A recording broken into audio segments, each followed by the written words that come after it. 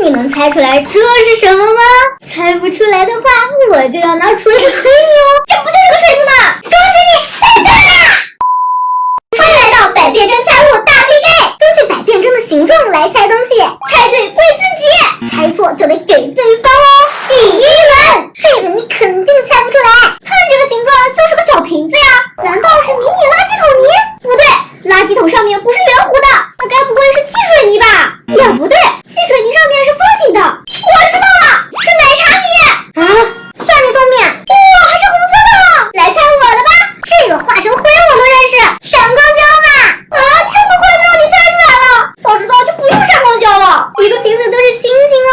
第二轮，还是我先来，一个管状，下面的头还尖尖的，牙膏。猜对就亏自己了，你在嘀咕什么呀？我才是泡泡胶！恭喜你回答错误，这个是牙膏哦！耶，终于没答对，亏我自己了。来看我给你准备的东西，一个圆珠体，还只有这么小一点。我知道了，是胶呢，我还以为你会猜口红呢。玩了这么多年的你，这个我一眼就看出来了。第三轮，这轮你绝对猜不出来了，一圈一圈的，上面是针管吗？但是没有按头啊，这里面可是装了有颜色的东西哦。我知道了，是可以挤压的颜料。恭喜你，回答正确，墨水归你喽。怎么是墨水啊？这个也太容易了吧，来混淆一下。周围这些点点肯定是用来迷惑我的，我只要看中间这一块就好了。怎么这么像？奇葩视频的手段，我怀疑你作弊了。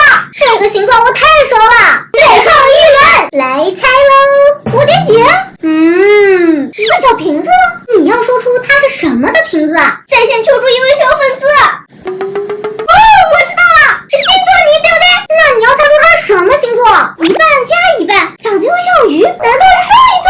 不好意思，你回答错了，这是双子座。我的本命星座，归我了。最后一猜，送个超长版的汉堡包。再给你最后一次机会，那我随便猜一个吧，我猜是6平米，这明明是爱心宝贝。这我哪能猜出来啊？不好意思，归我啦。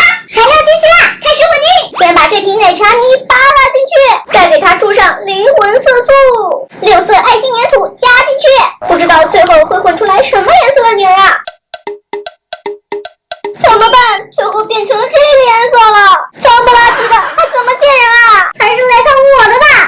小鹿的本命星座双子座，里面全是样品哦，晶莹剔透的，来给它涂点润唇胶。